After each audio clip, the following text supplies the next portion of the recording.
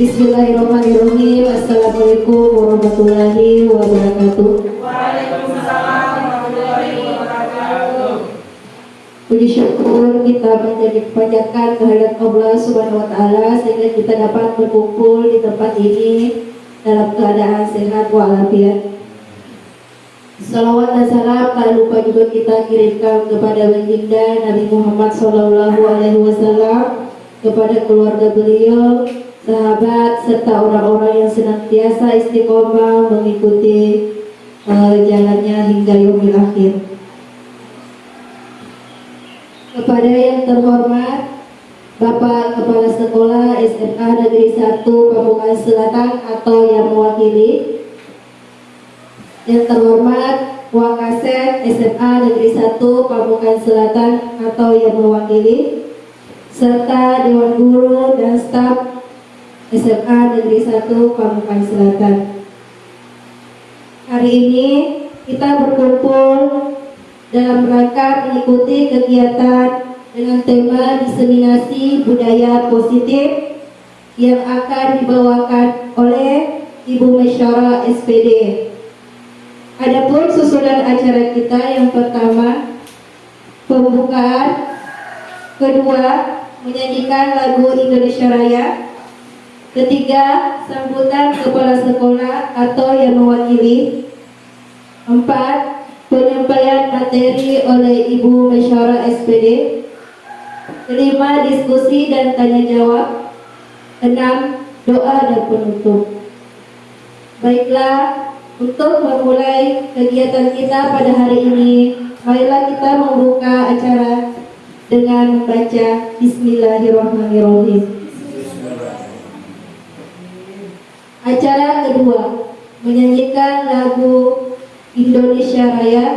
Kepada seluruh Bapak Ibu dipersilakan berdiri.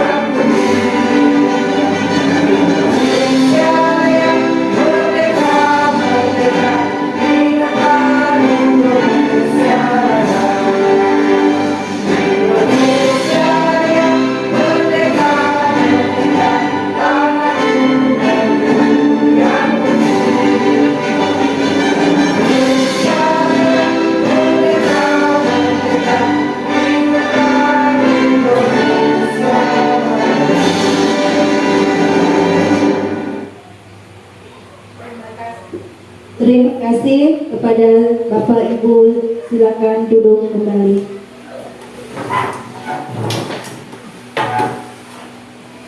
Acara ketiga sambutan Kepala Sekolah SMA Negeri 1 Pamukan Selatan atau yang mewakili, kepada Bapak dipersilakan dengan hormat.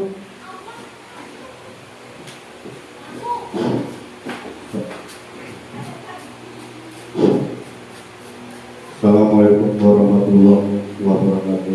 Waalaikumsalam warahmatullahi wabarakatuh. Puji syukur kehadirat Allah Subhanahu wa taala, serta salam salawat dan salam kepada Nabi Muhammad SAW. Yang terhormat Bapak, Ibu, Dewan Guru, pertama kami mengucapkan terima kasih kepada Bapak Ibu untuk kehadiran pada kegiatan hari ini. Kedua, kegiatan hari ini adalah diseminasi sosialisasi tentang materi budaya positif. Kiranya ini penting bagi kita selaku guru yang sudah semestinya berusaha membimbing anak-anak kita dalam berperilaku disiplin. Terakhir, saya berharap kegiatan ini dapat memberi manfaat bagi perbaikan kualitas pendidikan dan iklim belajar di sekolah. Mungkin sambutan dari saya cukup sampai di sini. Mudah-mudahan berjalan dengan lancar. Amin. Sekian. Wassalamualaikum warahmatullahi wabarakatuh.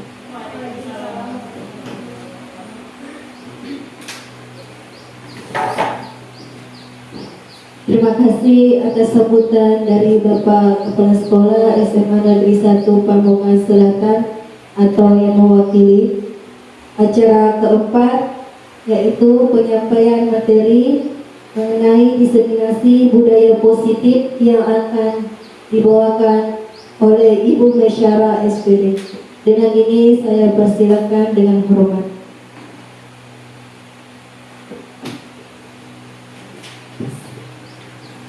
Izin berdiri.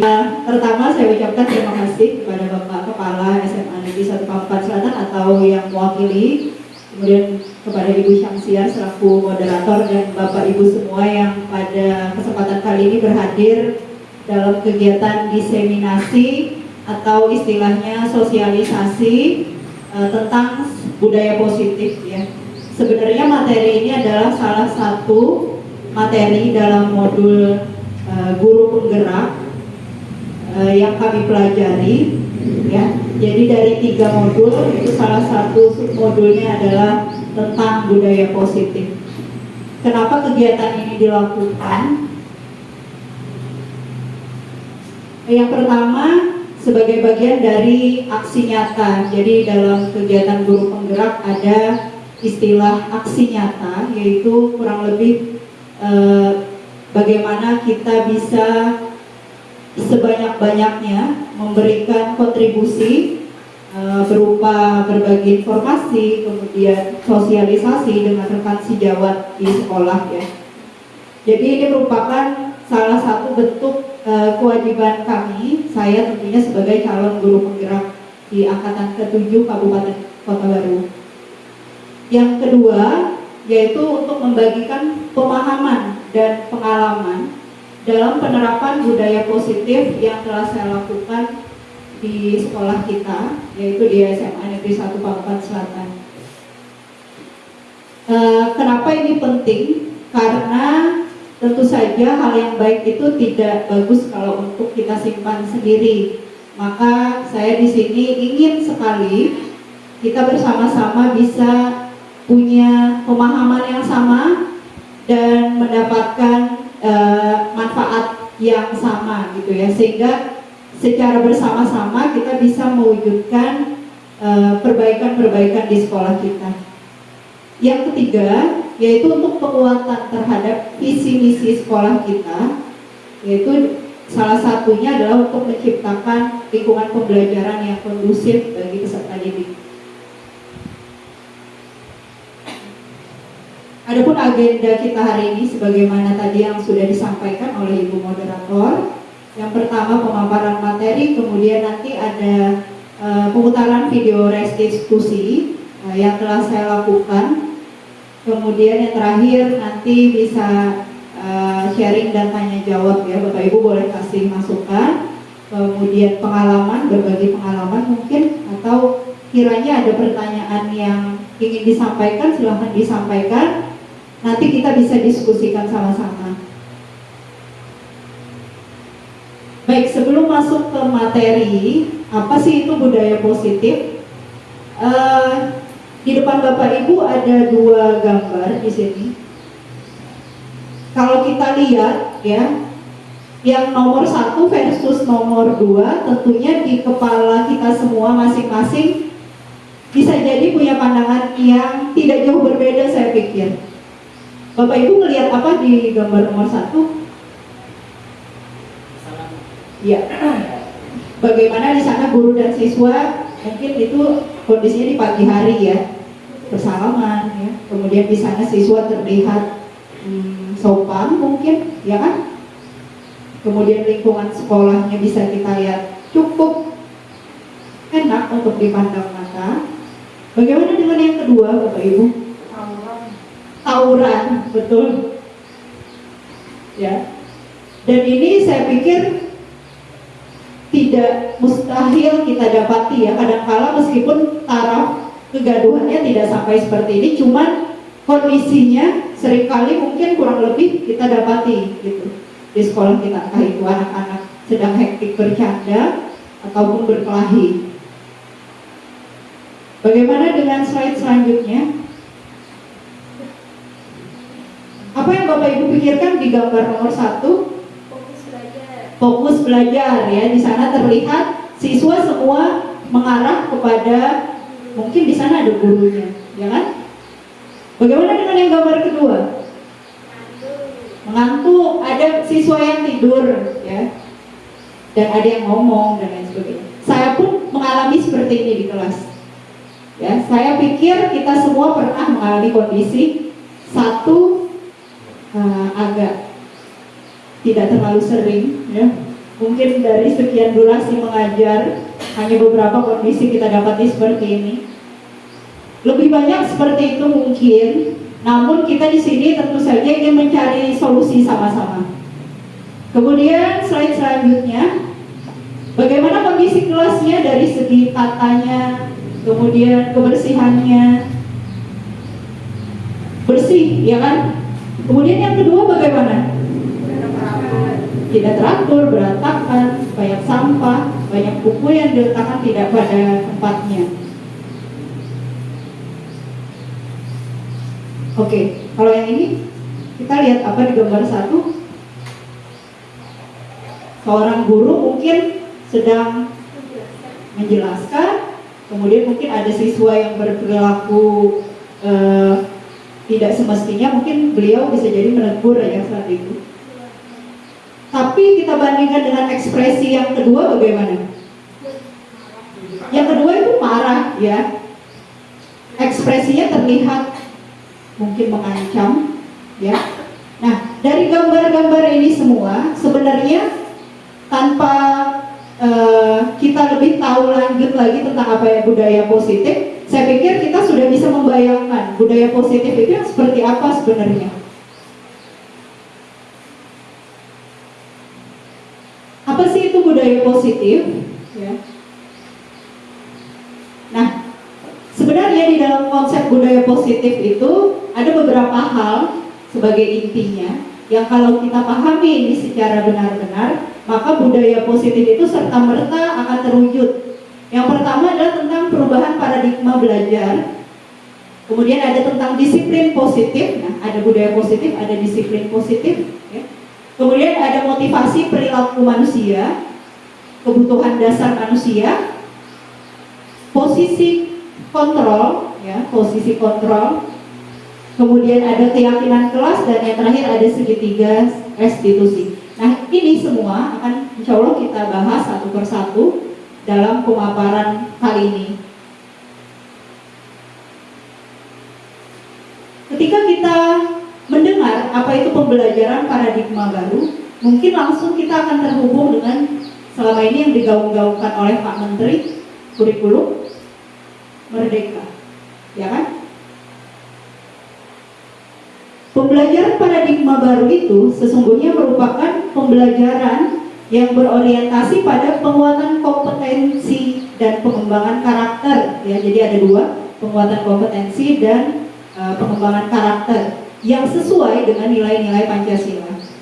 Kemudian kita pasti ingat lagi tentang profil belajar Pancasila ya.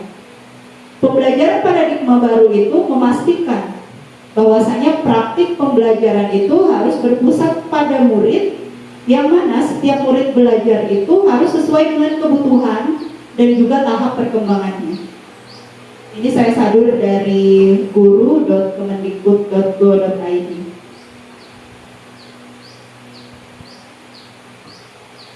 Kalau tadi pembelajaran paradigma baru, kemudian kita tarik relasinya dengan apa yang sejak dulu sudah digaungkan oleh Bapak Pendidikan kita, yakni Bapak Ki Hajar Dewantara, maka kita akan teringat tentang filosofi pendidikan yang dicetuskan beliau. Beliau menjelaskan bahwasanya tujuan pendidikan itu sebenarnya menuntun segala kodrat yang ada pada anak supaya mereka dapat mencapai dua hal saja sebenarnya, yaitu keselamatan dan kebahagiaan. Ada dua, keselamatan dan kebahagiaan yang setinggi-tingginya, baik itu sebagai manusia, ya, individu maupun sebagai anggota masyarakat. Bayangkan ya, tujuan pendidikan yang selama ini kita banyak sekali versinya, tapi menurut Bapak Pendidikan kita hanya dua saja. Yang penting siswa itu selamat jasmani dan rohaninya, jiwa raganya, juga bahagia. Hati-hati, ini bisa salah kaprah. Jangan-jangan nanti kalau disampaikan dengan anak bahagia harus senang-senang, ya kan? Padahal tentu saja maksudnya bukan itu ya. Keselamatan seperti apa dan kebahagiaan seperti apa? Lebih lanjut, Ki Hajar Dewantara menjelaskan bahwa keselamatan tadi adalah selamat. Kapan kita merasa selamat? Saat kita merasa terjamin jiwa raga kita. Kalau kita mengakhiri pendidikan kita di jenjang formal misalnya, maka kita nanti diharapkan individu ini tidak lagi menjadi individu yang terkungkung dengan ketidakberdayaan, tapi mereka menjadi individu yang mandiri, ya, yang terjamin keselamatan jiwa raganya. Secara material dia punya sesuatu, kemudian secara psikologi dia matang, secara emosional dia sudah mampu memilih tindak tanduk mana yang nanti baik, kemudian yang mana yang tidak semestinya. Kemudian kebahagiaan itu seperti apa? Makanya nanti ada istilah taman siswa pada saat itu.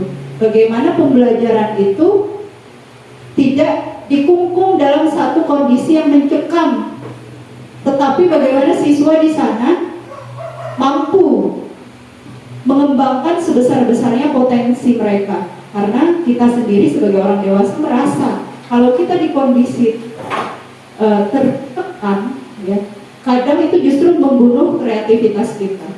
Kalau kebanyakan dilarang, itu kan biasanya membunuh karena kita takut berperilaku, takut mencoba.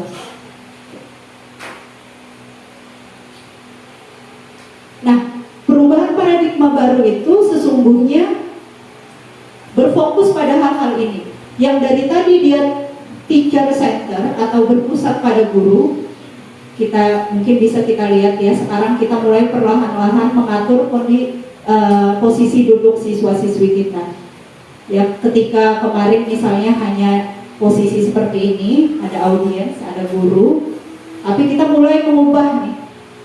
Mungkin satu waktu siswa disuruh berkelompok, mungkin dia berbentuk formasi atau berbentuk melingkar ya.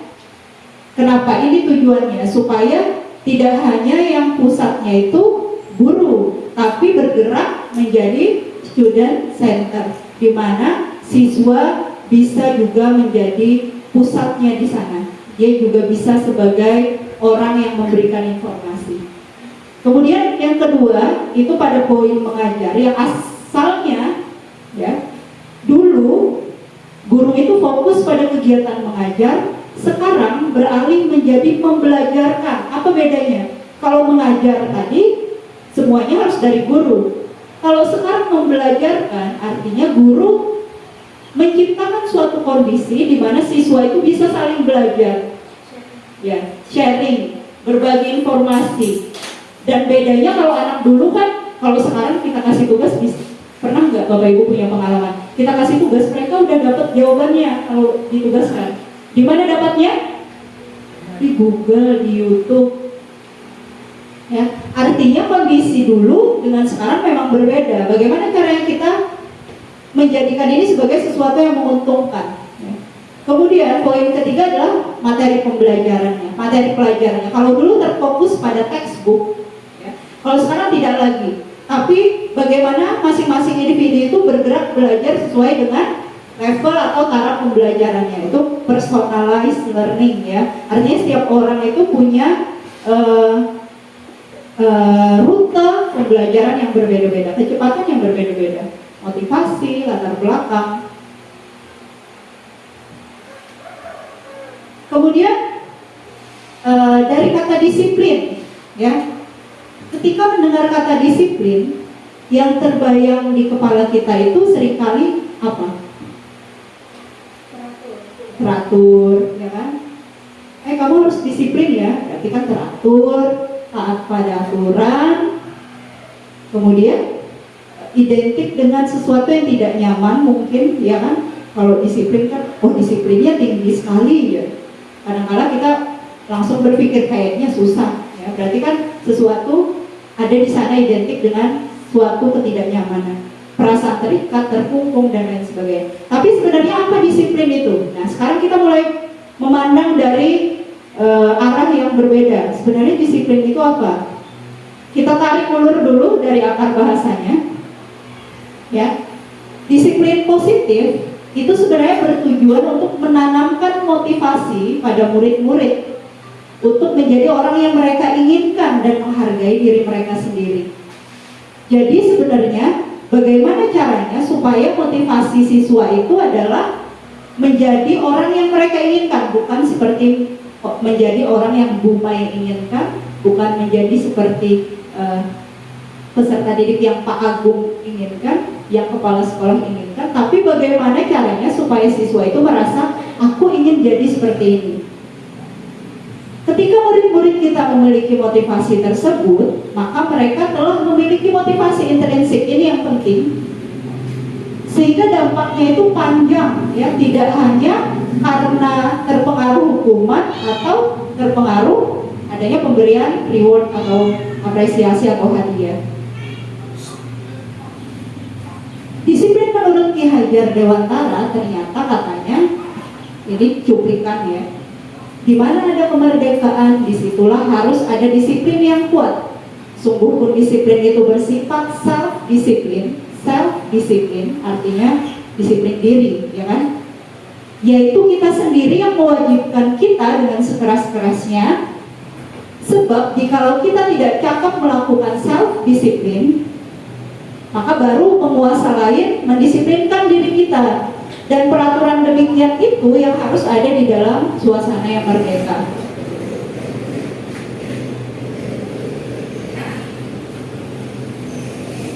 Kemudian lebih lanjut, Ki Hajar Dewantara mendefinisikan kata merdeka sebagai tidak hanya terlepas dari perintah, akan tetapi juga cakap untuk memerintah diri sendiri.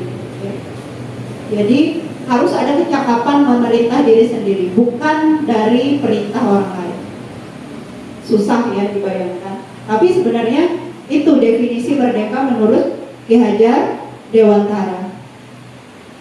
Menurut seorang psikolog, Diana Gosen, dalam bukunya Restructuring School Discipline tahun 2001, kata beliau disiplin itu berasal dari kata disciplina, bahasa Latin yang artinya belajar, atau disciple, murid atau pengikut. Artinya apa? Beliau menyimpulkan bahwa untuk menjadi seorang pengikut itu, ya, seseorang itu harus betul paham kenapa dia mau mengikuti suatu aturan atau aliran atau ajaran tertentu, sehingga motivasi yang sebenarnya dirujuk pada kata disiplin ini bukanlah motivasi ekstrinsik, bukan ekstrinsik, tetapi intrinsik, ya. Kalau ekstrinsik dari luar pengaruhnya, kalau intrinsik dari diri pribadi. Sudah ada mendapatkan bias ya dari pemahaman kita sebelumnya, yang sudah-sudah dengan disiplin yang sebenarnya mengakar katanya. Ternyata yang selama ini kita simpulkan salah tentang disiplin, bukan salah sepenuhnya ya. Tapi sebagian besar ada yang keliru bahwa disiplin itu sebenarnya harus dalam motivasi intrinsik. Kemudian kalau kita ingin siswa itu punya motivasi intrinsik dan bisa memutuskan sendiri dia itu berperilaku sebagai mana yang dia inginkan, lalu pertanyaan kita selanjutnya adalah bagaimana sebenarnya seseorang itu dapat berperilaku, mengapa seseorang itu melakukan sesuatu, dari mana asalnya, kenapa kita melakukan, kenapa kita hadir di sini, kenapa kita masuk ke dalam kelas ya?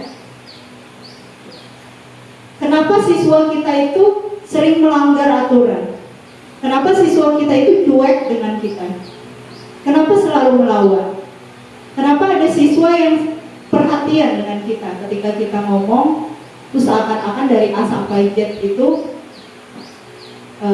sesuatu yang berharga semua? Kenapa ada siswa yang memilih tidur daripada mendengarkan kita? Padahal kita tahu kita gurunya, dia pun tahu. Kenapa seseorang berperilaku berbeda-beda? Ini bagian yang menarik bagi saya ya. Nah, sebenarnya ada 3 motivasi perilaku kenapa seseorang itu memilih bertindak atau melakukan sesuatu. Yang pertama, bisa jadi karena dia menghindari ketidaknyamanan atau menghindari hukuman. Yang kedua, bisa jadi dia ingin mendapatkan sesuatu, bisa jadi itu imbalan, penghargaan dari orang lain, atau bahkan sekedar senyuman dari gurunya ya. Dan yang ketiga, untuk menjadi orang yang mereka inginkan dan menghargai diri mereka sendiri dengan nilai-nilai yang mereka percayai. Di antara 3 motivasi perilaku ini, kira-kira yang merujuk pada motivasi ekstrinsik atau luar itu yang mana? 1, 2, atau 3? 3 yang ekstrinsik. Kalau ekstrinsik dari luar ya. Kalau intrinsik dari dalam dirinya sendiri.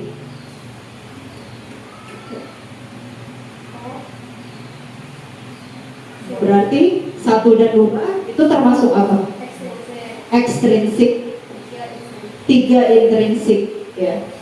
Karena hanya dari motivasi ketiga ini seseorang itu merasa mereka perlu menjadi orang yang mereka inginkan, bukan sebagaimana orang lain inginkan, tapi diri mereka sendiri yang ingin.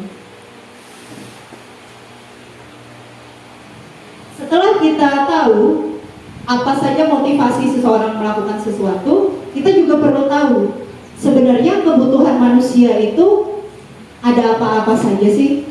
Karena bisa jadi seseorang melakukan suatu bentuk perilaku sebutlah menyimpang karena sebenarnya dia ingin memenuhi kebutuhannya, cuman itu tidak bisa disampaikan ya. Cuman itu tidak bisa disampaikan. Apa saja sebenarnya 5 kebutuhan dasar manusia? Yang pertama ada survival, yaitu kebutuhan bertahan hidup.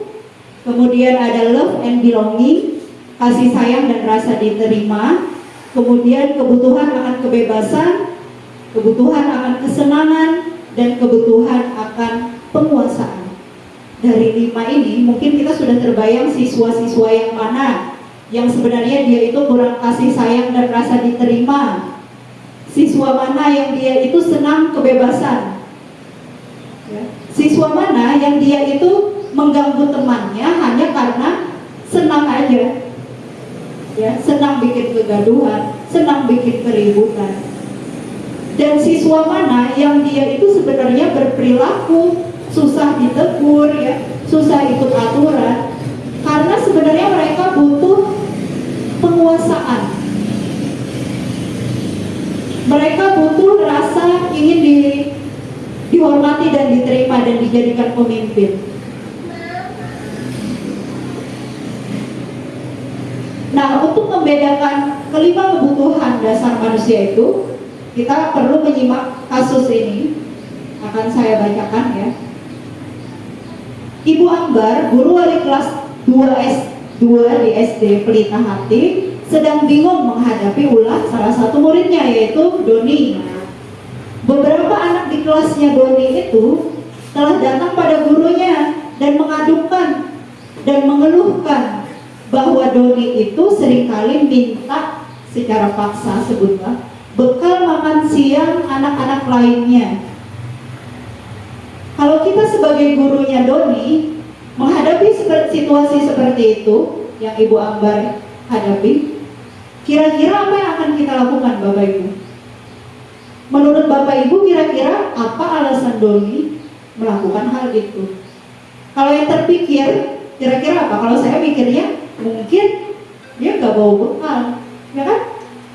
Atau ada hal lain mungkin? Mungkin karena penguasaan tadi, Bu. Ya, mungkin dia ingin merasa berkuasa, bisa jadi. Ya, gimana kita memandang ini? Tentu kita harus cari tahu dulu di antara 5 kebutuhan tadi, dari bertahan sampai penguasaan, sebenarnya kebutuhan mana yang Doni ini perlu, yang tidak bisa disampaikan sehingga dia melakukan perilaku seperti ini. Dari mana kita tahu? Ya harus pendekatan dengan Doninya, ya.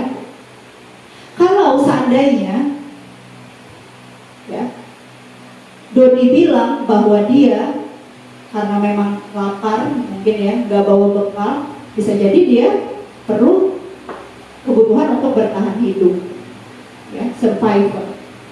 Nah, kebutuhan bertahan hidup ini adalah kebutuhan yang bersifat fisiologis untuk bertahan hidup, ya. Bisa jadi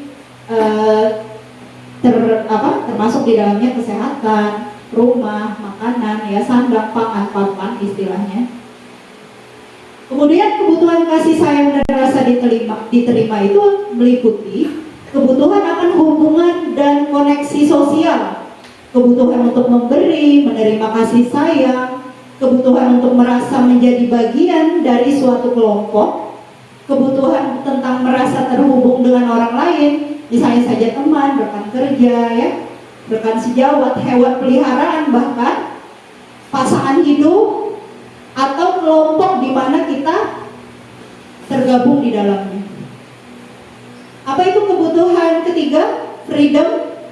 Kebutuhan kebebasan itu meliputi kebutuhan akan kemandirian, otonomi, memiliki pilihan, mampu mengendalikan arah hidup, ya. Biasanya anak-anak atau siswa yang tinggi keinginan melakukan pilihannya, maka mereka perlu banyak bergerak, suka mencoba-coba orangnya, dan tidak gampang terpengaruh dengan orang lain, suka mencoba hal baru dan menarik, ya. Di kelas sering ya kita ketemu siswa yang kita suruh diam tetap aja bergerak ke sana kemari, nanti joget lah, apalah, ganggu temennya lah, nggak bisa diatur, ya. Kalau kita bilang A, dia seakan-akan mau pilih B, C, D, E, yang penting nggak A.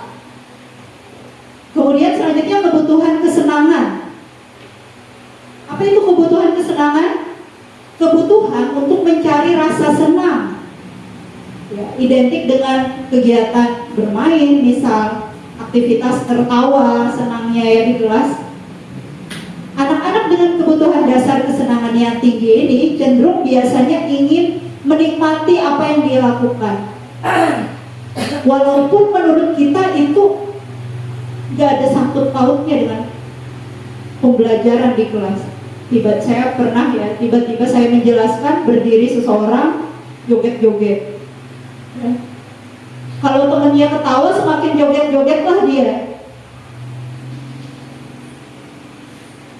Tetapi anak ini biasanya kalau sudah ketemu sesuatu yang dia senangi, dia akan berkonsentrasi penuh dengan apa yang dia kerjakan itu. Kemudian yang terakhir ada kebutuhan akan penguasaan. Kebutuhan ini meliputi ingin dianggap berharga, bisa membuat perbedaan. Gak apa-apa yang lain sama, yang penting aku beda. Gak apa-apa yang lain pakai kaos kaki putih, aku pink, gitu. bisa membuat pencapaian, meskipun biasanya pencapaiannya itu mungkin dalam hal yang negatif ya. Yang penting dia merasa ingin ada di kondisi tertentu yang dianggap orang lain, ingin dianggap kompeten, diakui, dihormati, ingin berpengaruh terhadap teman-temannya, sukanya mengajak. Anak-anak yang memiliki kebutuhan dasar akan penguasaan yang tinggi biasanya selalu ingin jadi pemimpin, Bapak Ibu ya. Dia sukanya memimpin teman-temannya. Dan yang hati-hatinya kita menghadapi anak seperti ini, kalau dia kecewa ya, karena melakukan kesalahan, meskipun kita anggap kecil saja, dia kecewanya bisa besar ya, karena dia tadi keinginannya untuk menjadi pemimpin. Nah, kembali tadi ke kasus Doni. Kalau misalkan Doni ditanya Ibu Ambar, kemudian jawabannya adalah karena dia lapar, kemudian ibunya nggak membawakan bekal makan siang, itu bisa jadi Doni ingin memenuhi kebutuhan survival atau bertahan hidup. Bagaimana kalau misalkan Doni menjawab alasannya mengambil bekal temannya itu karena dia merasa senang aja, temannya jadi memperhatikan dia ya. Terus kalau misalkan diadukan ke guru, dia senang, guru terlihat fokus ke dia, tanya kenapa Doni ya berperilaku seperti itu. Kalau diadukan ke orang tuanya, Doninya senang karena besok-besok orang tuanya punya perhatian yang lebih kepada Doni. Kira-kira itu ingin kebutuhan yang mana Bapak Ibu kalau yang nomor 2 ini? Tentu saja dia sebenarnya membutuhkan kasih sayang ya, dan rasa diterima. Soalnya dia ingin diperhatikan lebih. Kalau jawaban Doni itu karena dia merasa hebat, karena teman-temannya takut dan merasa terintimidasi misalnya dengan dia, kemudian menuruti keinginannya, itu kebutuhan yang mana menurut Bapak Ibu?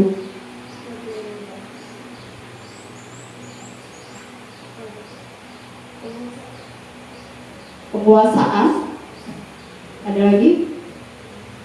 Ya, karena tadi senang kalau orang lain merasa takut ya. Kemudian kalau jawaban Doni karena dia bosan dengan bekal ibunya itu terus ya, telur dadar terus misalnya, dia ingin mencoba kebebasan ya, artinya dia ingin punya pilihan yang lain, jadi dia ngambil punya bekal teman. Kalau dia menjawab karena iseng aja Bu Ai, soalnya senang kalau melihat ekspresi si Udin dan Agus tuh kalau ngambek lucu, kaningnya tangkat, mulutnya cemberut, berarti apa? Kesenangan ya. Berarti Doni membutuhkan kebutuhan yang namanya kesenangan. Jadi intinya setiap seseorang itu melakukan suatu perilaku yang menyimpang, sebenarnya dia hanya ingin berusaha untuk memenuhi kebutuhan yang dia merasa belum terpenuhi, tapi caranya belum tepat, keliru ya. Karena apa? Dia bingung gimana caranya menyampaikannya. Lalu berperilakulah seanak ini dengan hal-hal yang menurut orang dewasa atau kita sebagai guru, perilaku yang keliru dan menyimpang. Sudah agak bisa membedakan ya Bapak Ibu 5 kebutuhan ini. Nah, sekarang setelah kebutuhan dasar kita tahu apa-apa saja, kita perlu menempatkan posisi kita ketika siswa itu melakukan suatu bentuk, sebutlah pelanggaran. Kita memposisikan diri kita sebagai apa? Ada 5 posisi kontrol guru. Tidak hanya guru, sebenarnya orang tua, bahkan kita rekan sejawat. Yang pertama, sebagai penghukum. Yang kedua, sebagai orang pembuat merasa bersalah. Yang ketiga, sebagai teman posisinya. Yang keempat, sebagai pemantau. Dan yang terakhir, sebagai manajer. Dari 5 posisi kontrol ini 1 sampai 4 ya, penghukum, pembuat orang merasa bersalah, teman, dan pemantau ini akan menghasilkan motivasi ekstrinsik bentuknya. Ingat tadi tujuan kita adalah ingin gimana anak-anak dapat motivasi intrinsik yang terbentuk. Hanya 1 posisi kontrol yang memungkinkan seorang orang tua atau guru bisa mewujudkan motivasi intrinsik. Apa itu? Yakni posisi kontrol sebagai manajer. Apa posisi kontrol kelima ini? Apa itu penghukum? Apa itu pembuat orang merasa bersalah? Supaya kita bisa membedakan kapan kita harus sebagai A, sebagai B, ya, dan apa yang kita hindari sebaiknya. Sebagai penghukum, seorang penghukum itu bisa menggunakan bentuknya hukuman fisik atau verbal, ya, jadi fisik, ya, kemudian verbal yang diucapkan. Orang-orang yang menjalankan posisi sebagai penghukum senantiasa mengatakan bahwa sekolah itu perlu sistem atau alat yang dapat lebih menekan murid-murid lebih dalam lagi. Berarti nggak boleh ditekan dong. Penekanannya seperti apa dulu, ya? Karena kalaupun kita berikan kebebasan, pasti ada sisi-sisi lainnya yang berdampak. Pembuat merasa bersalah. Nah, pada posisi ini biasanya guru akan bersuara lebih lembut, ya. Kalau penghukum tadi keras, Bapak Ibu boleh sambil baca, di sana ada sumber yang sudah saya bagikan. Kalau guru posisinya sebagai pembuat rasa bersalah ini akan menggunakan keheningan yang membuat orang lain merasa tidak nyaman. Tidak melalui kata-kata nyakitin sih, tapi kita jadinya nggak enak mendengarnya, ya.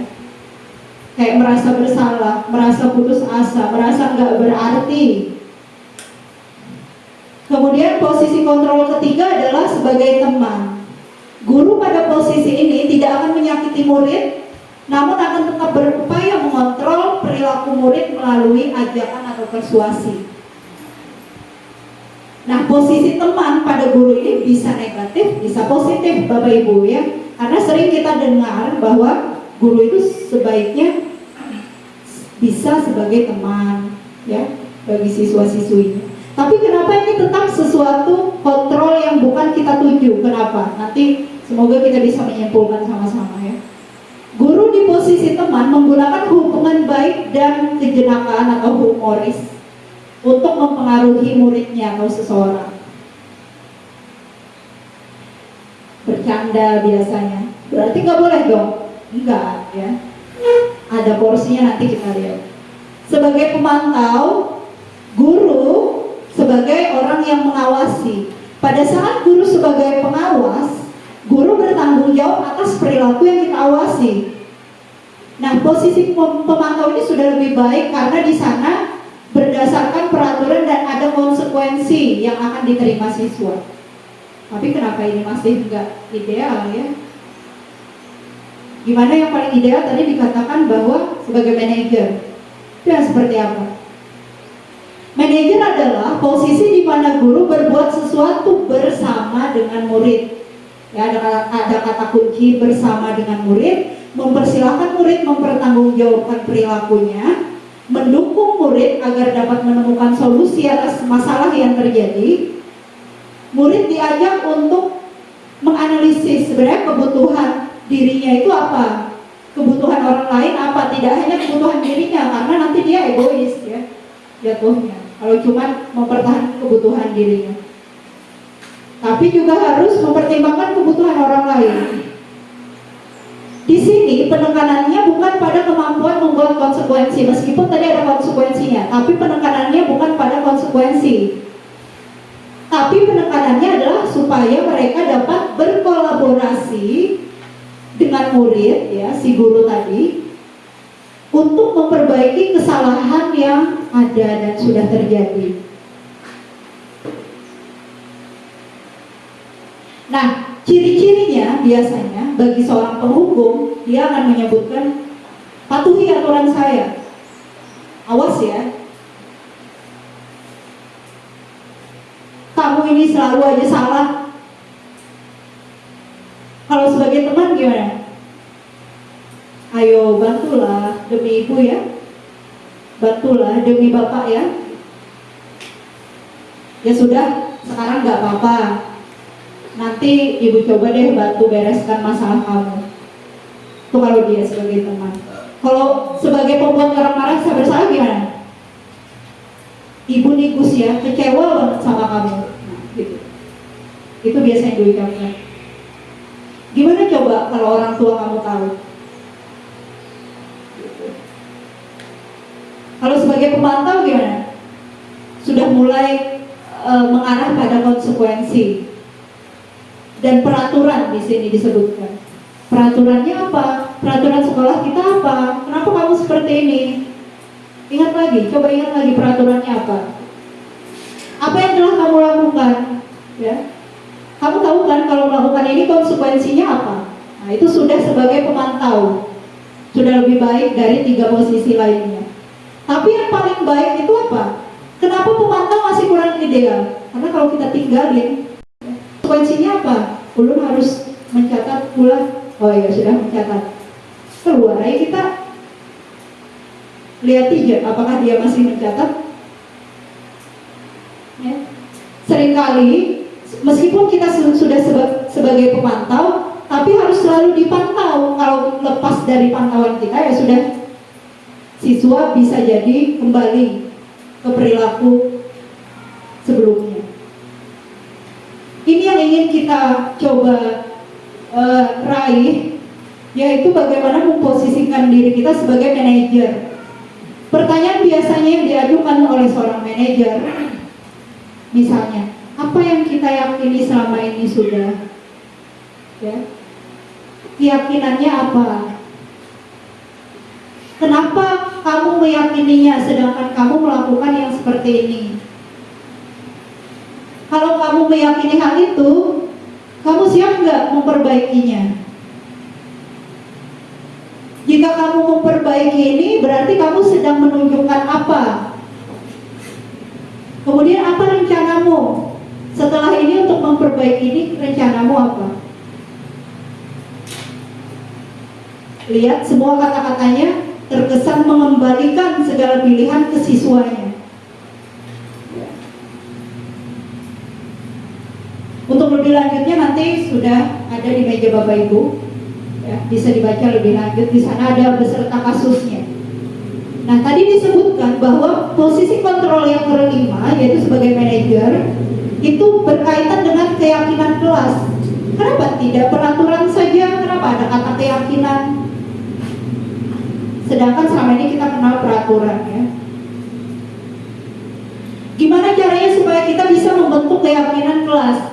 Yang pertama, keyakinan kelas itu harus lebih sifatnya abstrak, ya, daripada peraturan yang lebih rinci. Peraturan dilarang makan di dalam kelas, itu kan peraturan, ya.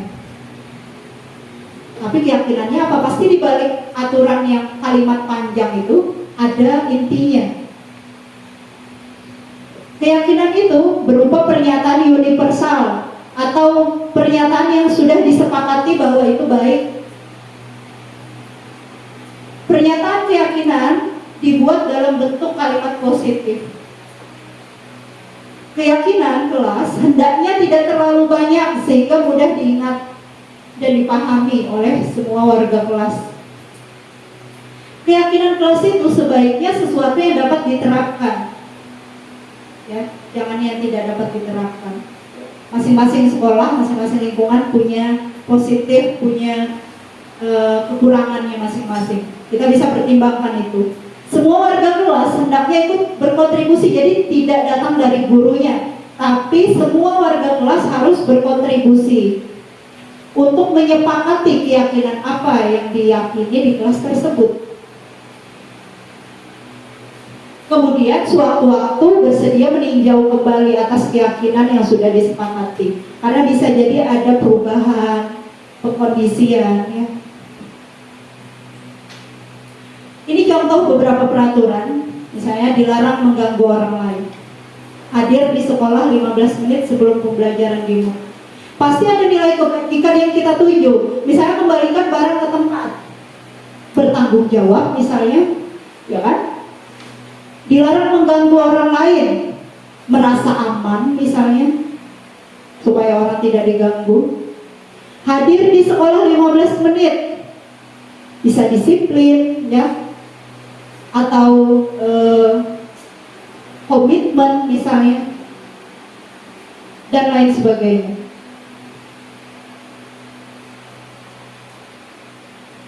Ini contoh-contoh keyakinan kelas. Pernyataannya setiap anggota kelas perlu belajar. Setiap anggota kelas perlu senang. Setiap anggota kelas perlu melakukan tugas. Selalu bersikap positif, senantiasa menjadi yang terbaik, percaya dan hormat pada orang lain. Komitmen terhadap tugas. Kalau kita perhatikan, tidak ada satupun kalimat yang termasuk di dalamnya kata jangan atau dilarang. Karena tadi salah satu bentuk keyakinan kelas itu harus disusun dengan kalimat yang positif. Hormat, kami meyakini bahwa sangat penting untuk menghormati semua orang dan barang milik orang lain. Kami yakin penting untuk mengerjakan segala pekerjaan dan ikut kegiatan. Kami yakin bahwa penting untuk merasa diterima. Ini contoh-contohnya saja ya Bapak Ibu. Nah, kemudian tadi setelah ada 5 posisi kontrol guru, kemudian ada keyakinan kelas. Bagaimana caranya kita setelah tahu posisi kontrol yang terbaik itu apa, keyakinan kelasnya bagaimana, bagaimana kita menjalankan? Ada satu pendekatan ya yang dinamakan restitusi yang bisa kita lakukan untuk setelah kita jadi posisi kontrol sebagai manajer tadi, kita tahu keyakinan kelasnya apa, kita jalankan dalam satu pendekatan yang namanya restitusi. Apa itu restitusi? Restitusi adalah menciptakan kondisi bagi murid untuk memperbaiki kesalahan mereka sehingga mereka bisa kembali ke kelompok mereka dengan karakter yang lebih kuat. Kembali ke kelompok mereka dengan karakter yang lebih kuat. Sederhananya, kalau kita setelah berbicara dengan murid dia jadi minder, berarti ada yang salah ya, dengan apa yang kita sampaikan dan apa yang kita putuskan. Mungkin ya. Restitusi juga adalah proses kolaboratif yang artinya dilakukan sama-sama untuk mengajarkan murid mencari solusi untuk suatu masalah, sehingga murid dapat berpikir tentang orang seperti apa sih yang mereka inginkan, bagaimana sih mereka harus memperlakukan orang lain. Restitusi itu punya 3 langkah. Yang pertama, menstabilkan identitas, kemudian memvalidasi tindakan yang salah, dan yang terakhir menanyakan keyakinan. Nanti kita akan lihat salah satu praktik yang sudah saya lakukan. Menstabilkan identitas itu mengubah identitas anak dari asalnya gagal menjadi identitas sukses ya, meski mereka setelah melakukan kesalahan. Memvalidasi tindakan yang salah ini sebenarnya yang awalnya saya kayak merasa bingung ya. Kok memvalidasi tindakan yang salah? Kok justru kita membenarkan lah istilahnya kesalahan mereka? Apa ini maksudnya? Awalnya saya nggak bisa menerima. Tapi setelah saya dalami lagi, oh ternyata ini maksudnya. Misalnya ya, ada siswa misalnya terlambat ya, masuk kelas. Karena misalnya dia pas kita tanya ternyata tadi dia terlambat istirahat ya, karena suatu hal di dalam kelas. Terus kita validasi, ibu paham sih, ibu ngerti sekali apa yang kamu lakukan ini. Itu kan terkesan kayak kita membenarkan kan. Ternyata ini salah satu langkah dari restitusi. Ternyata ketika seseorang itu merasa dibenarkan, dia merasa orang yang di depan dia ini bukan lagi sebagai orang yang dia lawan ya, tapi orang yang nyaman untuk dia kemudian bersama-sama mencari solusi. Tapi kalau kita merasakan kan kalau seseorang itu sudah di awal, kamu nih gini, kita jadi kayak tidak enak, ya kan? Habis itu males melanjutkan komunikasi berikutnya. Ternyata alasan dibalik memvalidasi tindakan murid yang salah ini, maksudnya adalah memahami bahwa setiap orang itu pasti punya peluang untuk berbuat salah. Di lain kesempatan, seseorang itu juga punya peluang untuk memperbaiki kesalahannya. Jadi kayak kita tuh menyetarakan diri kita, oh iya, seseorang pasti pernah melakukan salah. Tapi tetap ada sesuatunya nanti. Supaya mereka nggak merasa oke dong dengan berbuat kayak gini, ya. Jangan diputuskan sampai sana, tapi ada sesuatu lagi. Menanyakan keyakinan lagi. Menghubungkan nilai-nilai yang sudah dipercayai anak, makanya tadi ada keyakinan kelas yang perlu kita bentuk sebelumnya. Menghubungkan nilai tersebut yang sudah dia sepakati, ya, dengan apa yang dia lakukan. Ini sudah sesuai nggak dengan apa yang sudah kamu sepakati kemarin? Sehingga anak itu berpindah yang asalnya kembali ke rutenya lagi, ya. Kembali ke nilai yang dia sudah yakini. Oke, ini kita sudah sampai di akhir materi. Nanti akan ada praktik video restitusi. Terakhir dari saya, kita harus menjadi perubahan yang ingin kita lihat di dunia, ya. Baik Bapak Ibu, ini saya coba putarkan praktik restitusi yang sudah saya bikin, semoga bisa menjadi bayangannya.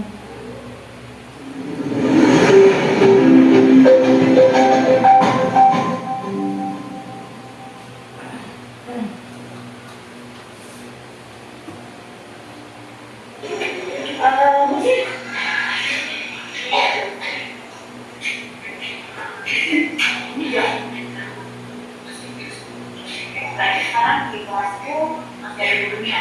Terus apa yang kamu lakukan di kelas? Kamu tahu ini belajar berlangsung, ya. Itu kayak benar ya? Maaf saya salah. Mesin melakukan kesalahan itu yang harus ya. Dan sebenarnya bukan cuma kamu yang melakukan ini, ya.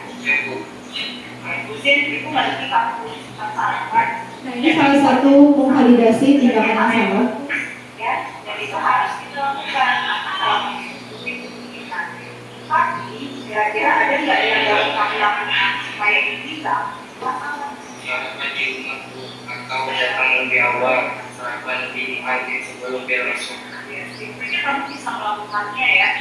Nanti sih, kalau kamu bisa menjalankan mana yang kamu lakukan. Tapi kira-kira nilai dari yang apa yang kamu jalankan? Dan ya Bu,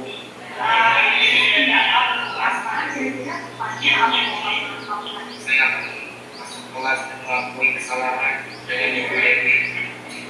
Bagus, hargai usaha kamu berusaha memperbaiki.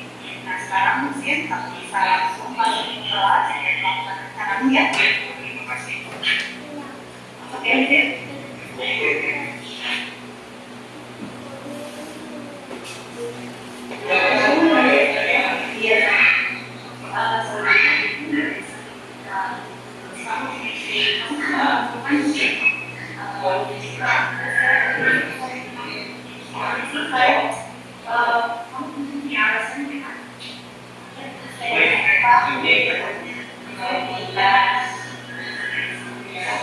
Baik manusiawi yang orang cenderung pernah melakukan ini. Kembali kembali ke keyakinan dan motivasi saat kami menerima nilai dan keyakinan orang lain ini baik saja dan apapun yang dinilai tersebut sekarang aku masih tidak konsentrasi aku dan dapat tidak dalam aku juga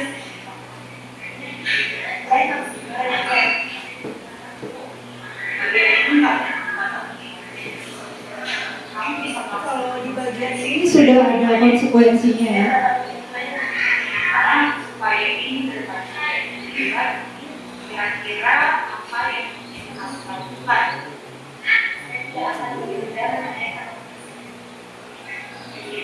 Baik di Indonesia itu adalah apa yang aku harus bisa kira-kira aku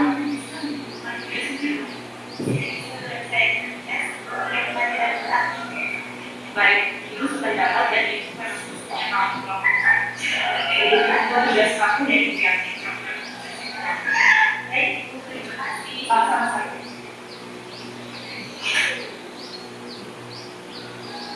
Saya menyadari bahwa saya telah melakukan nilai dan keyakinan luas yang telah kami sepakati melalui komunikasi dengan guru saya merasa dapat memperbaikinya. Setelah berbicara dengan ibu baik, saya merasa lebih baik.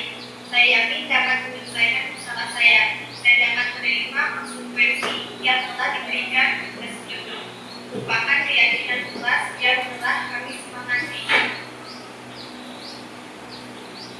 Ya, itu tadi video restitusi. Ada banyak yang kita bahas ya. Untuk lebih lanjutnya nanti kita bisa diskusi kembali. Sekarang saya kembalikan ke moderator untuk sesi berikutnya.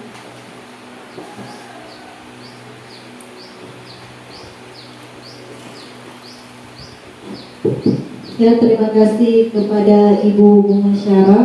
Selanjutnya kita lanjutkan ke acara diskusi dan tanya jawab. Kepada Bapak Ibu mungkin ada yang ingin ditanyakan. Tiga pertanyaan ya untuk sesi pertama. Kepada Bapak Ibu dipersilakan untuk bertanya.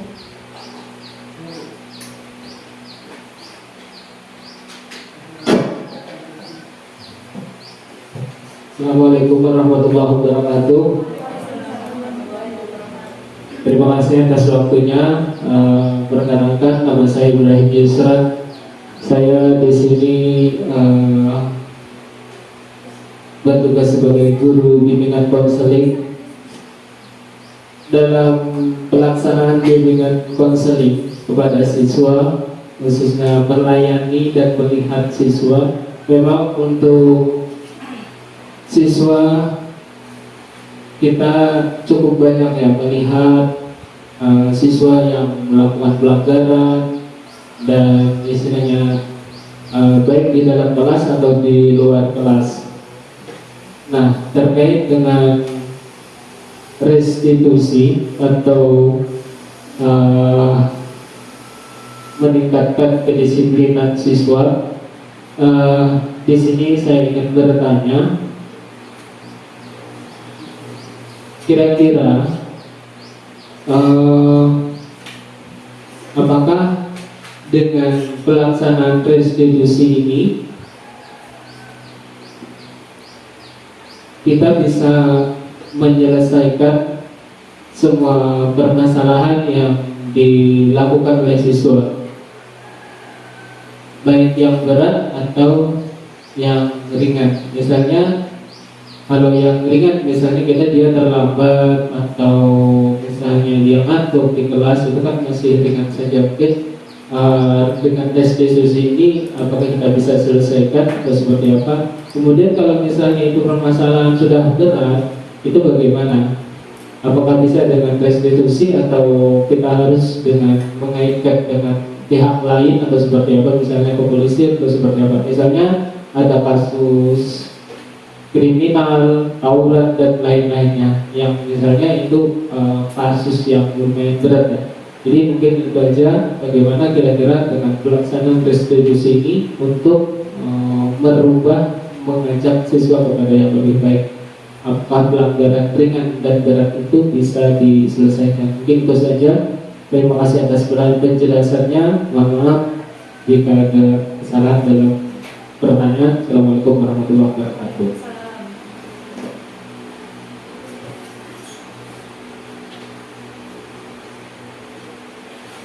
Selanjutnya 2 pertanyaan lagi untuk sesi pertama. Kepada Bapak Ibu silakan. Ya, kepada Ibu Dewi.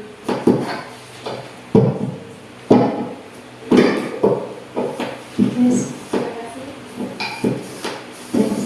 atas kesempatan yang diberikan. Oke, terima kasih atas kesempatan yang diberikan. Pada kesempatan ini ada pertanyaan saya itu, apakah dalam pelaksanaan restitusi ini guru tidak boleh memberikan hukuman? Kemudian bagaimanakah tanggung jawab siswa atas suatu bentuk pelanggaran yang dia lakukan? Oke, itu saja. Terima kasih. Assalamualaikum warahmatullahi wabarakatuh.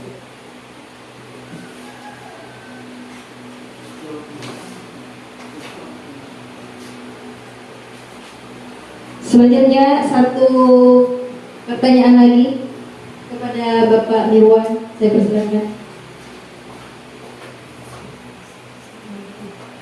Oke, terima kasih pada waktu yang diberikan. Saya mau bertanya mengenai Bangkalan tadi.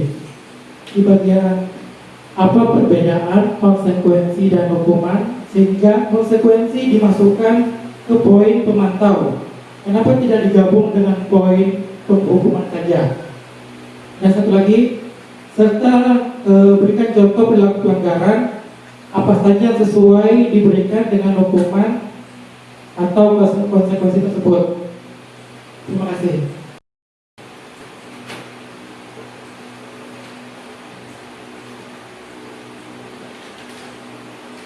Ya, terima kasih atas 3 pertanyaan untuk sesi pertama. Bagaimana dengan Ibu Mesara? Bisa langsung? Ya, saya persilakan kepada Ibu.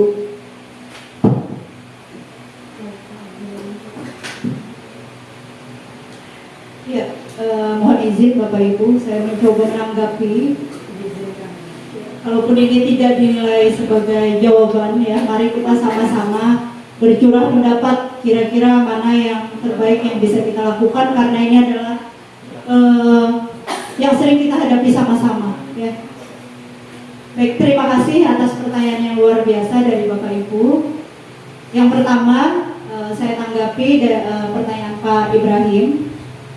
Kita tahu tadi banyak pelanggaran di dalam dan di luar kelas, ya.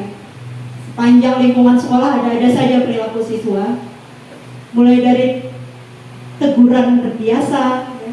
Mulai dari nasihat, mulai dari hukuman, serasa tidak jerah mereka melakukannya. Hadir lagi restitusi. Nah, pertanyaannya, apakah dengan restitusi ini bisa menyelesaikan jenjang permasalahan yang tadi tidak hanya soal keterlambatan, tapi bahkan misalnya ada yang tadi berkelahi, misalnya nih, tawuran atau pelanggaran berat lainnya, ya. Apakah semuanya bisa diselesaikan dengan restitusi? Baik, kalau kita kembali lagi pada definisi restitusi, restitusi itu kan dia menciptakan kondisi bagaimana seseorang itu intinya setelah melakukan kesalahan bisa kembali lagi untuk melanjutkan hidup lah, melanjutkan hidup dan bisa diterima di kelompoknya. Apakah ini bisa dilakukan di segala bentuk pelanggaran? Jawabannya adalah iya, bisa. Tetapi kita kembali lagi, kita punya aturan yang telah disepakati di sekolah. Misal, kalau misalkan siswa itu mencuri misalkan, atau berkelahi dan melukai fisik, nauzubillah misalnya, ya, tidak pernah terjadi dan semoga tidak pernah terjadi. Melukai fisik temannya, orang tuanya nggak terima. Apakah bisa sekedar restitusi? Pandangan bahwa sekedar restitusi ini sebenarnya saya katakan belum tepat, karena sebenarnya restitusi ini justru yang harus ada di segala bentuk konsekuensi yang kita timpakan ke siswa. Misal dia berperilaku kriminal, kalau disesuai peraturan kelas kita, anggaplah diberhentikan, misalkan harus diberhentikan, yaitu itu konsekuensi yang harus dia terima.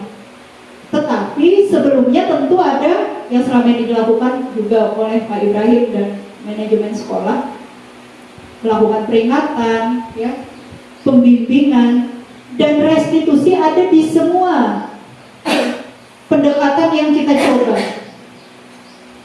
Meskipun pada akhirnya toh siswa harus diberhentikan, minimal mereka punya sesuatu di dalam diri mereka untuk melanjutkan hidup kembali. Ya.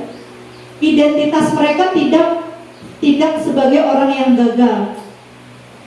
Itu yang restitusi coba inginkan, ya. Dengan pendekatan-pendekatan seperti itu kita berusaha ingin, meskipun toh pada akhirnya konsekuensi tetap diberikan, ya itulah peraturan sekolah yang telah disepakati, itulah keyakinan yang sudah kita sepakati. Karena restitusi itu sebenarnya bukan nasihat semata, bukan. Di dalamnya ada keyakinan yang kita coba kembalikan siswa pada itu, ada konsekuensi, tapi di sini dikatakan bahwa konsekuensi bukan inti dari segalanya. Ya. Tapi yang perlu kita lakukan tadi, bagaimana siswa bisa memiliki identitas sukses setelah mereka melakukan kesalahan. Makanya dalam hukum pun ada namanya restitusi hukum. Setelah seseorang masuk dalam penjara sekalipun, ada namanya restitusi, kan?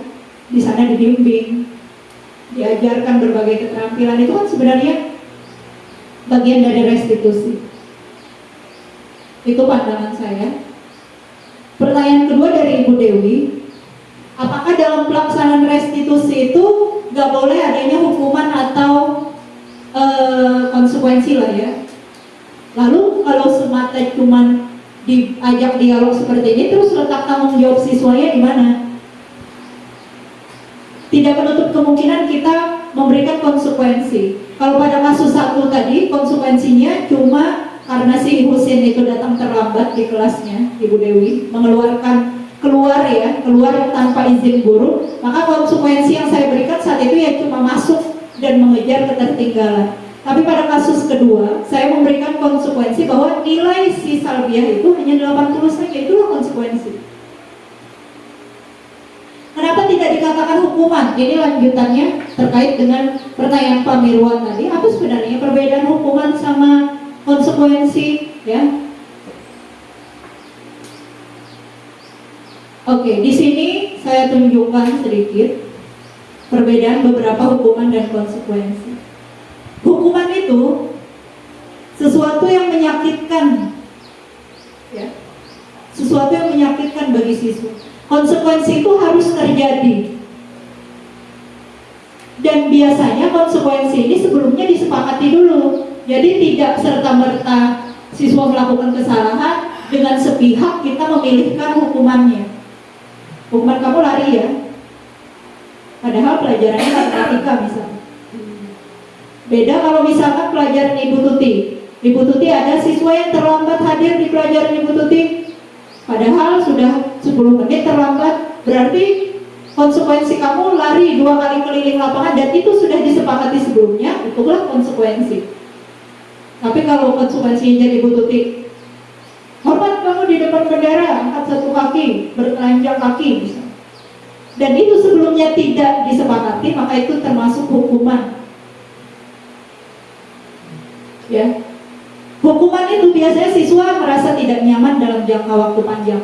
Konsekuensi ini sebenarnya masih merasa tidak nyaman.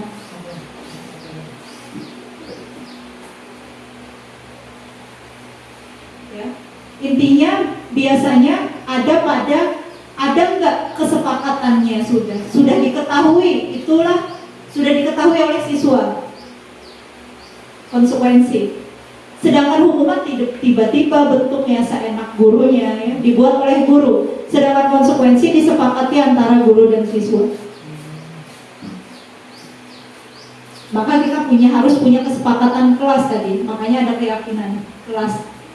Kemudian contoh perilaku pelanggarannya seperti apa? Sudah tadi saya sebutkan, ya, misalnya kalau lari 2 keliling lapangan di mapelnya Ibu Tuti, itu bisa jadi konsekuensi karena beliau mengajar PJOK dan disepakati misalnya sebelumnya, kalau kamu terlambat 10 menit 2 kali, ya, kalau terlambat 15 menit berarti 3 kali, ya, harus ada kesepakatan. Demikian dari saya. Ya, terima kasih atas jawaban Ibu. Mungkin dari Bapak Ibu masih ada yang ingin ditanyakan? Mungkin tadi pertanyaan sudah mewakili pertanyaan Bapak Ibu lain. Baiklah, untuk kegiatan selanjutnya, marilah kita menutup acara kita dengan membaca doa dipimpin oleh Bapak Ibrahim. Bismillahirrahmanirrahim. Al-Fatihah. Bismillahirrahmanirrahim. Alhamdulillahirabbil alamin. Arrahmanirrahim. Iyyaka na'budu wa iyyaka nasta'in. Ihdinas siratal mustaqim. Shiratal ladzina an'amta 'alaihim ghairil maghdubi 'alaihim waladdallin. Ya Allah Rabbil Alamin. Bismillahirrahmanirrahim. Alhamdulillahi Rabbil Alamin. Wa shalli ala sayyidina wa maulana Muhammadin wa ala alihi wa sahbihi ajma'in. Allahumma salli ala sayyidina wa walidayya wa rahmatuhum kama rabbana saghira. Allahumma ighfir lil muslimina wal muslimat wal mu'minina wal mu'minat bi rahmatika ya arhamar rahimin. Allahumma inna nas'aluka 'ilman nafi'an wa 'amalan mutaqabbalan wa rizqan halalan wa tabarak mahdika ya arhamar rahimin. Ya Latif bi khalqi 'aliman bi khalqi ya khabir bi khalqi wa bima ya latif 'alim ya khabir. Ya Latif wa ya Siyam tawfiqna fi manzilina ya Latif wa mazkurna wa muslimin. Allahumma ansurna fa innaka khairun nasirin wa ftah lana fa innaka khairul fatihin wa hdina wa najina min al-qawmi zalimin. Ya Allah ya Arhamar Rahim. Rabbana atina fid dunya hasanah wa fil akhirati hasanah wa qina adzabannar. Sallallahu alaihi wasallam wa nabiyina Muhammadin nabiyyi wa ala alihi wasallam. Alhamdulillahi rabbil alamin. Selanjutnya marilah kita menutup kegiatan kita hari ini dengan membaca Alhamdulillahirabbil alamin. Semoga ilmu yang telah disampaikan Bapak Ibu Musyawarah dapat kita aplikasikan dalam kegiatan kita, dalam melaksanakan tugas kita sebagai pendidik. Assalamualaikum warahmatullahi wabarakatuh.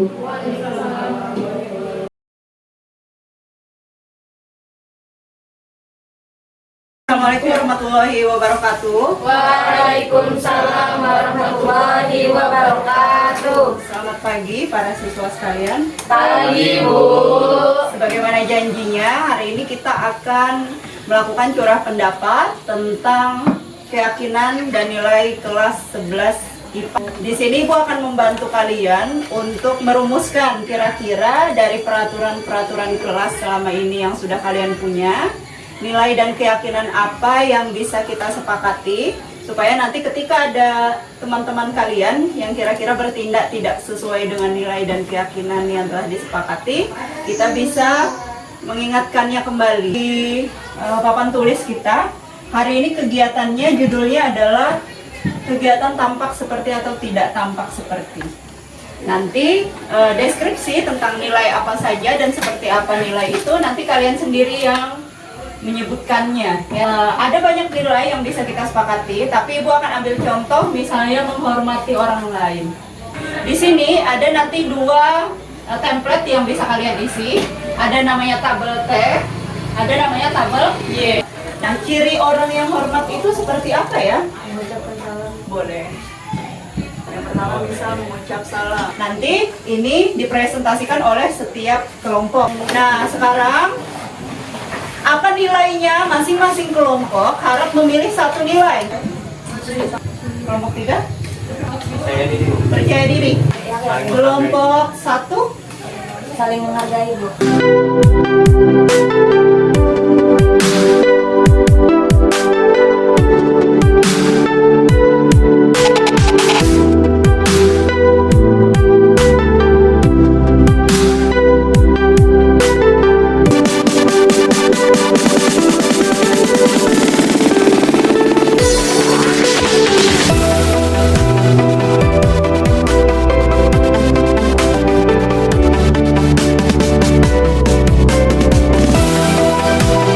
Assalamualaikum warahmatullahi wabarakatuh. Mana suaranya? Waalaikumsalam warahmatullahi wabarakatuh.